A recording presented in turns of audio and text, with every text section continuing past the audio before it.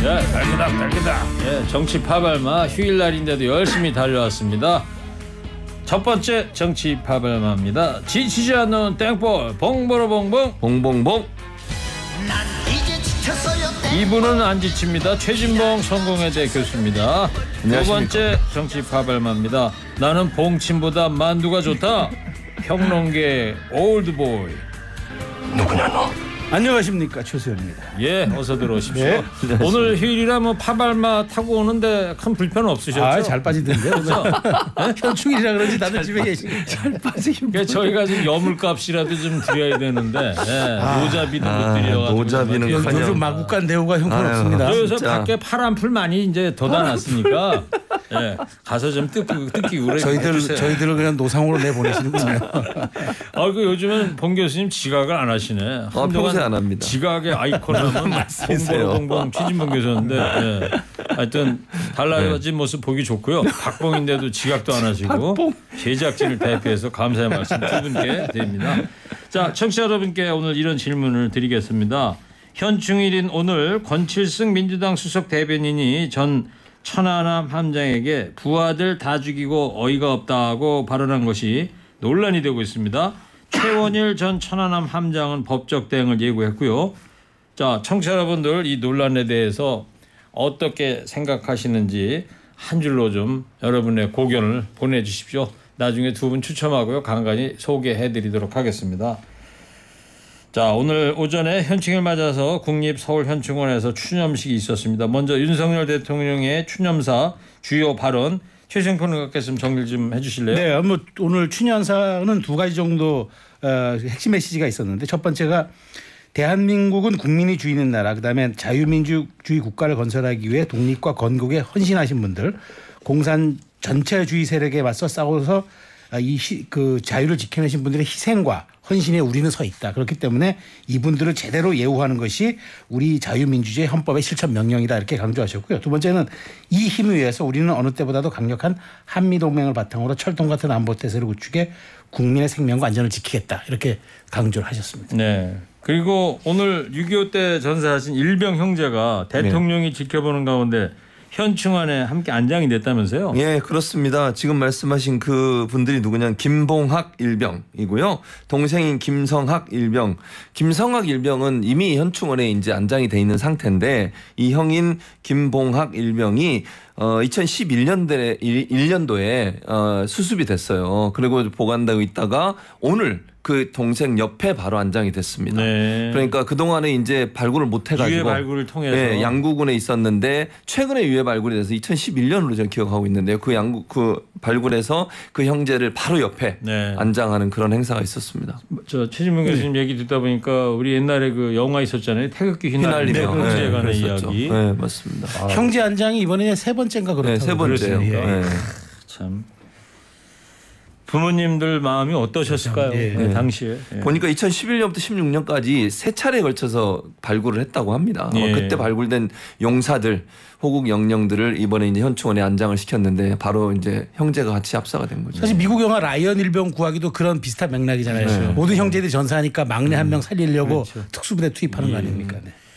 자, 현충일 앞두고 어제부터 천안함 사건을 두고요. 최원일 전 천안함 함장과 야권 인사 간의 설전이 이제 있는데 어떻게 지금 진행되고 있습니까? 그러니까 이게 이 문제가 사실은 이제 이대경 지금 사퇴하셨지만 혁신위원장 그 발언으로 올라간 거죠. 이제 이분이 과거에 천안함이 이제 자폭했다 이렇게 SNS에 글을 올렸는데 이분이 이제 사퇴를 했어요. 사퇴를 했는데 9시간 만에 그렇죠. 9시간 만에 사퇴를 했는데 이 수석부대 권칠승 수석부대변인한테 기자들이 이제 묻는 과정에서 혹시 뭐 천안함 발언에 대한 당내 입장이 뭐냐 이렇게 뭐 이 대표의 의견은 뭐냐 이렇게 묻다가 하는 발언에서 권칠승 수석부대변인이 천안함 발언에 대해서 얘기하다가 최원일 함장이 조금 반발하는 것 같다 얘기했더니 아니 뭐 부하들 다 수장시켜놓고 함장이 무슨 할 말이냐 무슨 낯짝으로 뭐 이렇게 백브리핑에서 얘기했던 게 논란이 되면서 오늘 현충일까지 점화가 된 겁니다. 백브리핑이라는 거는 공식 기자들 앞에서 했던 그 얘기가 아니고 그렇죠. 이제 뒤에서 취재 참고용으로 좀 해준 얘기인데 오히려 그게 더 부각이 돼버린 케이스가 된 겁니다.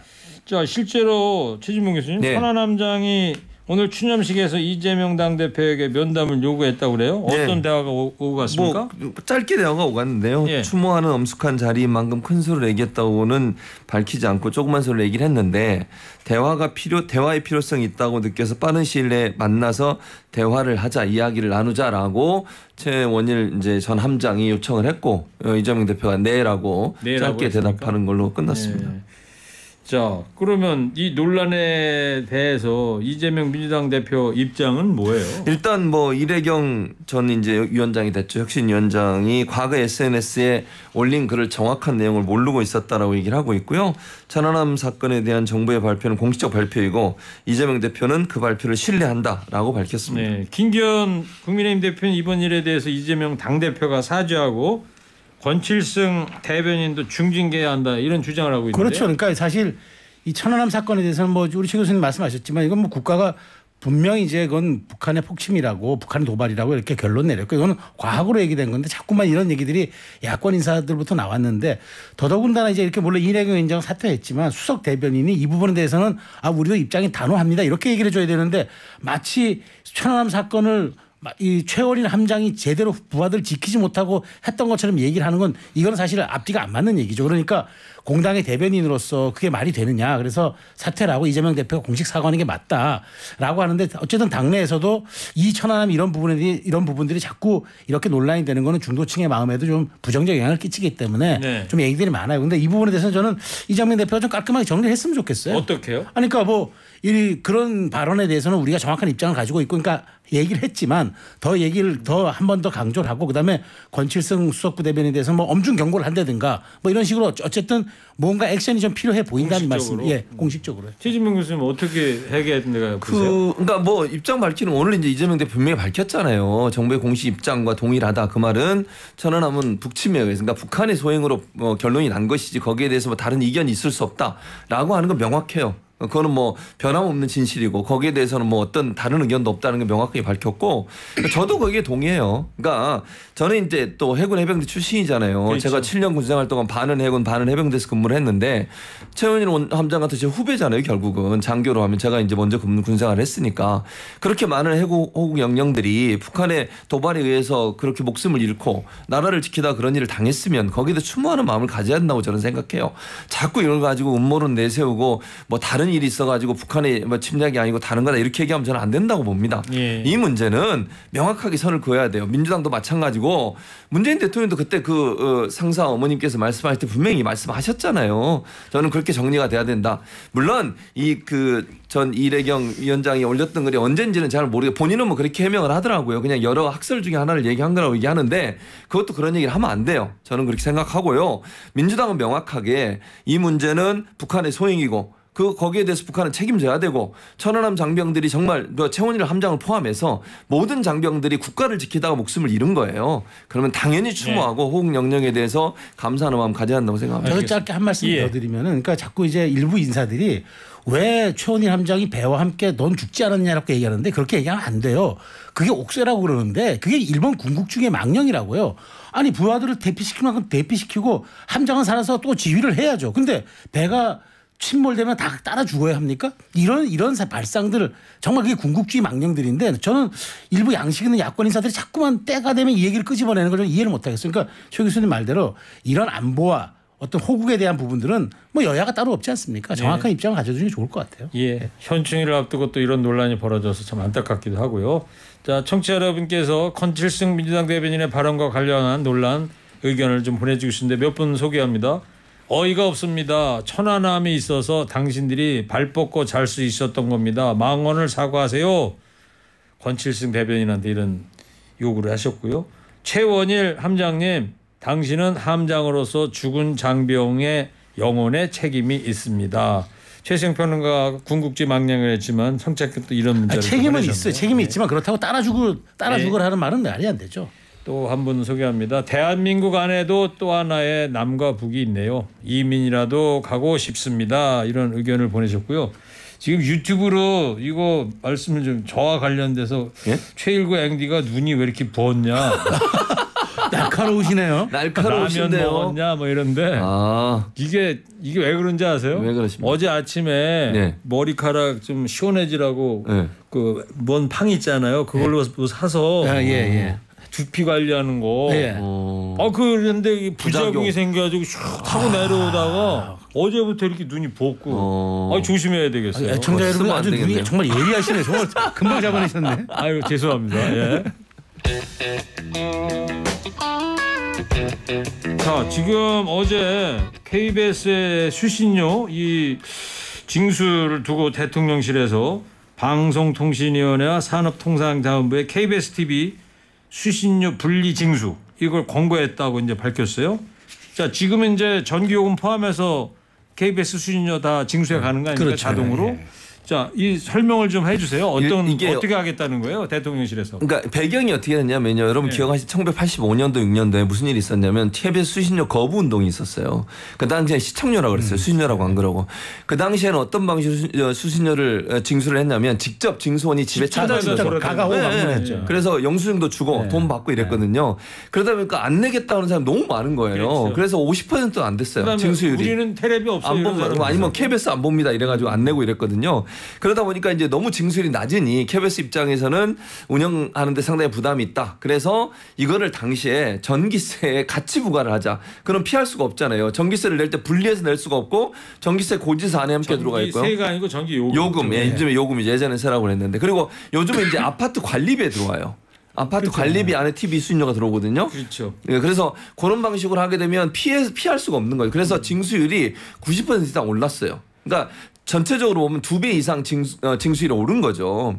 근데 이제 이 문제가 논란이 많았어요. 국민들은 왜 그걸 강제로 거기다. 그래서 몇몇 사람들은 할 수 있는 방법이 뭐였냐면 분리해서 해달라고 요청을 하면 빼주긴 하는데 상당히 어려워요. 그러려면 내가 TV도 없다는 걸 증명해야 되고 이걸 증명해야 되는데 그게 어려워서 일반적으로 냈었는데 이런 불만이 많다 보니까 윤석열 정부 들어서서 이 문제에 대해서 논의를 시작했고 그리고 이제 공론화 과정도 거쳤어요 이미. 그렇죠. 예, 그래서 국민들은 나 그렇게 함께 내는 거 싫다. 분리해서 내고 싶다라고 얘기하는 게 더 많다 보니까 이번에 이제 그걸 분리해서 그러니까 전기 요금은 요금 고지서로 다 따로 나가고 또 KBS 수신료는 자기가 내고 싶은 사람 내게 만드는 그런 쪽으로 가겠다 이렇게 지금 얘기를 하고 있습니다. 그러면 대통령실에서 어제 이런 이야기를 꺼낸 건데 앞으로 어떻게 될 것 같습니까? 그러니까 지금 우리 시행령에 합산 징수를 하도록 돼 있어요. 그러니까 우리 이렇게 지금 현행 방송법 시행령에서는 수신료를 징수할 때 자기 고유 업무와 관련된 고지 행위와 결합하여 그러니까 한전에 이제 경기로에 묶어서 나가거든요. 그런데 이거를 이제 분리 징수를 하려면은 시행령을 개정해야 돼요. 그러면 이제 지금 이제 이렇게 된다면 시행령 개정이라는 거는 권고를 국회하고는 상관이 없죠. 그러니까 방통위가 안을 만들어서 국무회의에 올리면 국무에서 통과시켜요. 이 시행령이 나오면은 그러면 이제 시행 주최기관인 한전이 이걸 어떻게 해야 될지 이제 판단해야 되는데 이렇게 되면 방법이 하나 있을 거예요. 아마 같은 요금 고지서에다 절취선을 하나 만들어 가지고 이걸 분리징수해 가지고 이걸 이제 다시 돈을 함께 그러니까 옛날에 함께 받았는데 지금은 떼어서 받는 한쪽은 안 받을 수가 있다는 얘기죠. 뭐 그렇게 가든가 한전이 좀 방법을 강구해야 합니다. 근데 어쨌든 시행령으로 법이 확정돼 버리면은 한전은 분리징수를 해야 됩니다. 네. 네. 근데 미국 같은 경우에는 최진봉 교수님 네. 어때요? 미국은 수신료를 냅니까? 그러니까 수신료를 내는 나라가 있고 안 내는 나라가 있어요. 예를 들면 뭐 영국 같은 데는 수신료를 다 내요. 전 국민이 우리처럼 우리처럼 거의 다 내요. 가구마다 다 내요? 가구마다. 그리고 비용이 훨씬 비싸요 우리보다. 그러니까 왜 BBC가 있잖아요. 그러니까 BBC를 국가기관 기관 방송사로 하고 그 방송사를 위해서 세금처럼 내게 돼 있고요. 그러나 이제 미국은 공영방송이 이렇게 많지가 않아요. 딱 2개밖에 없는데 거기다 내지 않아요. 수신료를 안 내고 자발적으로 예를 들면 기부금 형식으로 내요. PBS, NPR 2개인데요. 네. 방송국, TV 방송은 PBS고요. 그다음에 라디오 방송이 NPR이거든요. 이 2개는 후원금으로 운영이 돼요. 정부 세금하고. 그러니까 정부에서 일정 부분 지원금 받고 나머지는 후원금 낸 사람. 일본은 어떻게 하는지 혹시 일본 NHK도 수신료를 내고 있는데 최근에는 안 받는 걸로 알고 있어요. 그러니까 일본은 그 위탁한 업체가 와서 징수원이 받아가요. 그래요? 예, 위탁한 업체가 와서 징수원이 그래서 받아가요. 지금 이제 KBS가 지금 입장 그런 거 아니에요? 항상 이 프로그램은 여러분의 수신료로 만들어지고 예, 있습니다. 그렇습니다. 이런 자막을 계속 띄우면서 캠페인하는 거죠, 사실. 네. 수신료를 조금이라도 더 인상을 해볼까 생각 중이었는데 그렇죠. 느닷없이 분리징수를 해버리겠다. 그러니까 KBS에서는 그동안 뭐 저도 뭐 이 부분에 저도 저도 대통령직 인수위 있을 때 제가 방송통신미디어 전문위원을 했기 때문에 작년에 유승열 정부 인수위 때 그때 했죠. 그러니까 KBS는 그동안 오히려 수신료를 현실화시켜달라. 지금 너무 2,500원인가 하는 금액이 너무 이거는 예전 금액이다 이렇게 얘기하는데 현실화는 고사하고 지금 반 이상의 수익 구조를 가져왔던 수신료를 정말 분리징수한다 그러면 타격이 엄청나게 크죠. 지금 수신료를 이제 따로 걷겠다 그러면 수신료 수입이 KBS 입장에서는 대폭 줄어들 것 같은데 줄어들죠. 현재는 KBS 전체 수입의 몇 %가 45%. 거의 반이에요. 45%. 그러니까 근데 이거 분리해서 징수하게 되면 더 줄어들겠네요. 더 줄어들죠. 왜냐하면 이제 안 내는 사람들이 많아질 거고요. 강제로 징수를 못 해요. 그러면 안 내게 되면 그렇게 되면 지금보다 아주 최소한 반 토막은 날 거다 그런 생각이 들어요. 짧게 말씀드리면 이 부분은 좀 개선해야 될 게 맞아요. 왜냐하면 요즘에 집에 가면 TV 없는 사람도 많이 그렇죠. 있고요. 그다음에 우리 요즘 셋톱박스라고 케이블 TV 다 보지 않습니까? 그러면 그때 거기에 다시 징수가 되기 때문에 이중과세예요. 사실 어찌 따지보면. 그러니까 이 부분 논의할 때는 되긴 됐어요. 그러니까 이중과세라고 표현하는 건 무슨 말이냐면요. KBS를 사실 공중파 그러니까 어떤 뭐 케이블이나 IPTV 신청을 안 하고도 볼 수 있게 만들어야 되잖아요. 근데 워낙 요즘은 난시청 지역이 많아서 볼 수가 없어요. 그러니까. 건물이 높고 이래가지고 그러니까 아예 이제 IPTV나 케이블에 가입을 해요. 그럼 가입비를 내잖아요. 그렇죠. 좀 최 앵커도 내시잖아요. 네. 그러면 거기 그걸로 KBS 보잖아요. 통신료가 뭐 휴대폰 요금뿐입니까? 네. 지금 얘기하신 IPTV나 케이블 TV 다 그걸 다 통해서 하잖아요. KBS를 보기 때문에 산간 벽지까지 다 할 거예요. 그렇죠. 네, 그래서 돈을 내고 있는 거다. 내고 있는데 또 내라고 하는 게 말이 되냐? 이제 이렇게 이거 주장을 하는 이중과세라는 거죠. 얘기죠. 네. 네.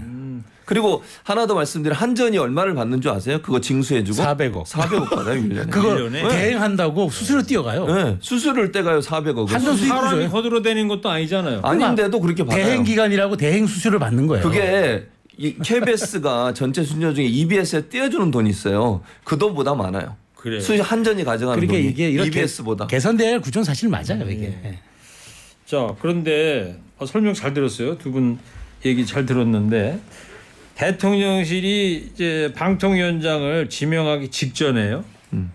KBS 수신료 분리징수를 어제 다 꺼냈단 말이에요. 뭐 셈법이 있는 겁니까? 그러니까 이제 좀 의심스러운 부분은 야당에서 얘기하는 의심스러움. 저는 뭐 분리징수를 찬성하는 입장이지만 이게 왜 이 시점이냐 하는 부분은 좀 논란이 될 수 있어요. 왜냐하면 KBS 길들이기 아니냐. 그러니까 방통위원장이 새로 가면 어쨌든 방통위에서 이걸 해결해야 될 문제잖아요. 제안을 해야 되고 방통위가 제안하면 국무회의에서 통과시키 행령 바꾸면 되는 건데 이게 맞아떨어진다고 하는 건 KBS 압박을 해서 마치 지금 TBS와 똑같은 상황인 거예요. TBS도 예산 안 주잖아요 지금.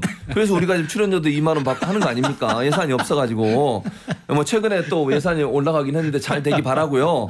그래서 어쨌든 이런 방식으로 KBS를 돈을 가지고 압박을 해서 왜냐하면 이러면 구조조정해야 되거든요. 지금 있는 인원 그대로 못 가요. 그 거대 인원들을 좀 줄여야 되고 저는 개인적으로 줄여도 된다고 봐요.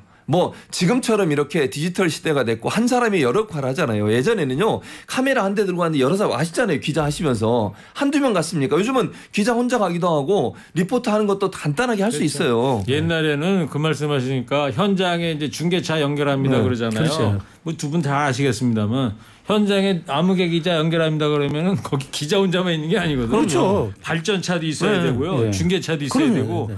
그러니까 그 한 1분 30초 보도를 위해서 한 적어도 20에서 30명이 그렇죠. 현장을 가거든요. 그 짧은 요즘은 전부 디지털이니까 네. 요즘에는 휴대폰 하나 들고도 생방이 가능하니까. 요즘 백팩 하나 메고 생방 다 가능합니다. 그러니까 이게 자, 그리고 차기 그 방통위원장으로 언론에 지금 하마평이 뭐 거의 유력하게 이동관 현 대통령 대외협력 특별보좌관이 이제 거론이 되는데 이 특보의 아들 학폭 문제 이게 뭐 아니 아직 청문회도 시작도 안 했는데 나오고 있어요? 네. 왜냐하면 이건 이미 보도가 된 그렇죠. 거예요 예전부터. 그래서 하나고 다닐 때 있었던 일이고요. 지난 국회 때 아예 그 네. 상위에서 논의도 됐었어요. 그러니까 이건 어느 정도 알려진 사안인데 이제 뭐 민주당이나 국민들이 볼 때는 이렇게 부담이 될 수 있는 사안이다. 왜냐하면 정순신 사태 때 이미 우리가 겪었지 않습니까? 학교 폭력이라고 하는 건 상당히 민감한 사안이에요. 그렇죠. 국민들 볼 때. 그리고 네. 그 피해 정도 그 당시에 그 보도된 내용만 피해 정도가 정순신 아들보다도 훨씬 더 커요.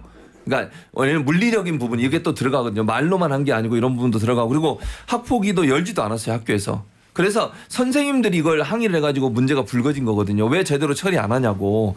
그래서 그 당시 그냥 묻고 넘어가려고 했던 것이 이제 드러나면서 논란이 됐던 건데 그럼에도 불구하고 이 부분이 계속 하마평에 오르는 것 자체가 상당히 의아스럽다는 거죠. 네. 무슨 자신감으로 이럴까 하는 부분에 대한 의구심이 있고 이 문제는 아무튼 만약에 임명이 된다고 하면 상당히 큰 사회적 파장이 올 거라고 봅니다. 아니 그러니까 청문회에서 이 부분은 분명히 다룰 거예요. 왜냐하면 이미 아니 근데 19대 청문회 국회 하기 전에 선거니까 지명을 먼저 해야 되는데 아직 안 하고 있잖아요. 안 하고 있는데 이거 네. 만일 지명을 해서 청문을 열면 뭐 장관급이니까 당연히 청문해야 되고요. 청문하게 되면 이 부분이 저는 가장 핵심적인 이슈가 떠오를 것 같아서 여기 대해서 이동관 만약 후보가 지명이 된다 그러면은 내정이 된다 그러면 여기 대해서 소명을 하겠죠. 그러니까 근데 지금 사실 오늘 이제 화요일이고 예. 이번 주 내에 지명이 될 거라는 게 여론의 언론의 보도긴 합니다만 사실 어제부터 지명될 거니 많이 뭐 하긴데 아직도 지명이 안 되는 저는 걸 봐서는 안 될 수도 있다고 봐요. 지명이 조금 안될 더 수도 늦을 있다. 수 있다고도 봐요. 왜냐하면 사실 그 한상혁 위원장 임기가 지금은 이제 물러 나가서 7월 말까지라면 7월 말까지죠. 자 그러면 지명을 하잖아요. 그럼 한 달 정도 청문 기간 준비를 하지 않습니까? 그럼 실제로 청문을 할 때는 7월 달이 될 거예요. 그러면은 실제로 3주 정도 청문 많이 성공한다 하더라도 3주 정도 임기 마치면 또 연임을 또 해야 돼요. 연임을 위한 청문회를 또 해야 합니까? 돼요. 또 해야 돼요. 그래서 이런 부분도 있어서 한번 전략적 그 차라리 이럴 거면은 한 달 정도 더 있다가 지명을 하면 한 달 정도 가지면 차라리 8월부터 임기를 시작할 수도 있다 그래서 좀 늦어질 수도 있다는 게 일각의 의견인데 저도 그래서 의견을 전하는 거죠. 그런데 용산 대통령실에서는 인사검증관리단과 논의할 때 이런 부분도 고려를 하지 않을까라고 저는 예측합니다. 지금 한상혁 방통위원장 면직은 된 상태이긴 합니다만 예. 법원에 또 저 면직 취소 소송 냈잖아요. 냈죠. 그건 어떻게 되고 있어요? 그러니까 아직까지는 결과가 안 나왔어요. 네. 행정법원에서 결과가 나와서 그 현재 방통위원장은 공석입니까? 그런데 법적으로? 대행을 하고 있죠. 공석인데 김효재 위원이 대행을 하고 있어요. 그러니까 만약에 면직 처분에 대해서 이거 잘못됐다 판단 나오면 다시 복귀하는 거죠. 한상혁 위원장. 그게 이달 말 안에 나온대요. 네. 이달 그래서 말 언제 안에. 나올지 좀 기다려봐야 될 것 그러니까 같아요. 다시 만약 또 복직이 된다면 7월까지 임기를 또 임기를 하는 그러니까 거죠. 이게- 아니 지난번에 윤석열 대통령이 검찰총장 시절 때 똑같은 일을 했었어요. 거죠. 네. 그래요. 네. 알겠습니다. 자, 방통 얘기 좀 해봤고요. 이 얘기도 해볼게요. 어제 검찰이 민주당 돈봉투 수수자를 추적하기 위해서 국회 사무처를 압수수색을 했고요. 송영길 전 민주당 대표가 내일 또 검찰 자진 출두한다는 이야기가 있습니다. 네, 그런 얘기가 있습니다. 사실 송영길 전 대표 입장에서는 황당할 거예요. 제가 이거 황당하다고 얘기하는 뭐냐면 이 사안에 관련해서 뭐 그분이 개입했냐 안 개입했냐 이걸 떠나서 아니 프랑스에서 열심히 연구 교수하고 있었잖아요. 임기도 남아 있었고 본인이 할 일 많고 그래서 그거 다 마치고 올라 그랬는데 국내에서 뭐라 그랬습니까? 국민의힘은 왜 입국 안 하냐고 도망다니냐고 도피하냐고 그래 입국했잖아요. 근데 검찰이 부르지도 않아요. 한 달이 됐어요 지금. 지난번에 처음에 갔을 때도 조사 안 했죠. 이번에도 지금 왜 한 달 동안 부르지 않냐는 거예요. 나를 빨리 불러 조사를 해달라. 그게 지금 송영길 전 대표의 주장이에요. 그러면 내일도 검찰에 나갔다가 다시 돌아오는 그런 상황이 연출되나요? 그럴 상황 같아요. 그럴 검찰은 상황이 지금 연출 안 하겠다는 거예요. 될 것 같으니까 본인은 내일 1인 시위도 계획하고 있다 그래요. 그래요? 그런데 사실 저는 이 부분에 대해서 송 전 대표가 여론전하는 거예요. 아무리 본인이 그렇다 책임을 지고 당연히 들어와야죠. 본인이 그 수혜자인데 최종 수혜자인데 어쨌든 의혹의 최종 수혜자인데 들어오는데 들어와서 조사를 받는 건 별개죠. 왜냐 지금 다음 주에 이제 이성만 윤관석 의원에 대한 이제 체포동의안 처리가 됩니다. 그 다음에 이분들이 많이 구속 신병이 확보가 되면은 그때부터 특정하게 돈 받은 사람들을 불러서 조사한 다음에 최고 의혹의 정점에 있는 송 전 대표를 부르는 게 검찰의 수사 말하자면 이게 프로토콜 이게 말하자면 이게 계획서예요. 그런데 본인이 내가 먼저 조사를 받겠다고 먼저 자청해서 나서면은 검찰의 수사가 이게 앞뒤가 안 맞을 수가 있기 때문에 검찰은 적당할 때 부르겠다는 거죠. 근데 저는 지금 송 전 대표가 여론전하고 있다고 봐요. 다음 주에 이제 구속영장 실질심사 그러니까 이제 체포동의안 처리가 되니까 검찰의 기획 수사가 너무 과도하다라는 측면을 부각하기 위해서 저는 여론전하고 있다고 생각합니다. 동의하세요? 아니요, 동의 안 하고요. 아니, 그러니까 저는 그때도 그랬어요. 그 뭐 계약이 6월인가 7월에 끝나는 거예요. 몇 달 남지도 않았었어요 그 당시에.